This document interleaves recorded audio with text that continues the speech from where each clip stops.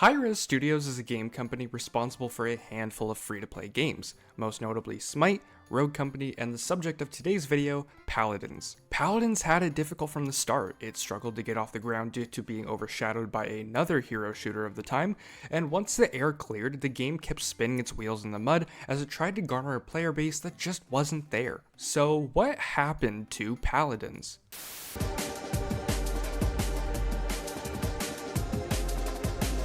Before we start, remember to subscribe. I talk about video games on this channel in an analytical style, so if you like those kind of videos, feel free to join our community. I also live stream from time to time right here on this YouTube channel, so if you want to come hang out, crack some jokes, or discuss stuff, come join us sometime. And if you can't make it to those streams live, feel free to subscribe to my second channel, RatedEm Live. I upload all the best moments from my live streams onto there. And one final point before we jump in, this video is based on external research and does not contain my own opinion. This is not a review, this is a look into the game's history, and does not include any of my own personal bias on the topic at hand. With all of that out of the way, let's jump into the video. So let's first start with the studio behind Paladins, Hi-Rez Studios.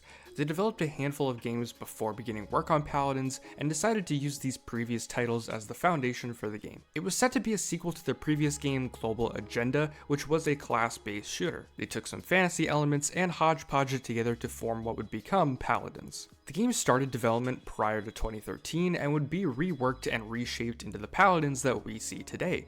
The game would enter early access in 2016. The only problem is that it was September 2016, 4 months after the release of another hero-based shooter named Overwatch. If I had $1 for every time I covered a game that was overshadowed by Overwatch on this channel, I'd have $2, which isn't a lot, but it's kinda weird that it happened twice, right? Paladins would go through relentless criticism over being an Overwatch clone, and to the general public, they couldn't really help it. Overwatch was the bigger game, so they were more willing to think of it as the original. But as mentioned, Paladins wasn't based on Overwatch at all, it was based on previous projects that Hi-Rez had worked on. A Reddit thread was created by the co-founder of Hi-Rez that discussed these allegations and explained the internal history of the game. Post even says that if people wanted to point fingers at Hi-Rez for cloning a game, they should be accusing them of taking inspiration from Team Fortress 2 and not Overwatch. However, while this post does hold a lot of information on the subject, people didn't really acknowledge it, and the game had a large stigma surrounding it of just being an Overwatch clone and nothing more. The plagiarism accusations were not the only issue the game faced, however.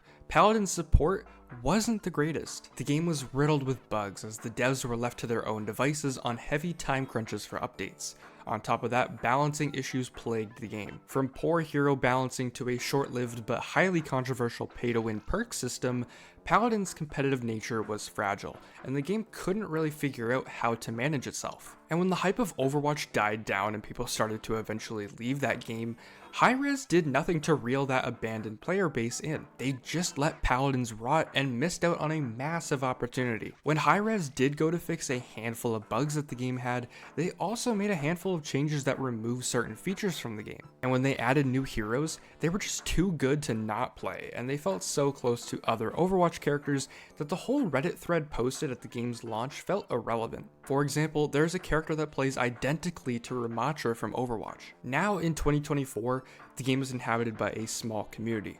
Some people might even think that the game doesn't exist anymore, considering that other Hi-Rez titles, such as Rogue Company, have been abandoned. The game is still available to play today, but the Nintendo Switch version has been shut down. The highest player count in the past 24 hours of writing this has been 5,000 on Steam, which is a fraction of its highest player count of 60,000. And hey, if you like this video, be sure to leave a like and subscribe if you haven't already. Also feel free to leave a comment as I try to reply to as many as I can. If you want to check out more videos, you can do so here, as well as check out RatedEm Live, which is where I upload the best moments from all of my live streams. Thank you for watching, and I will see you next time.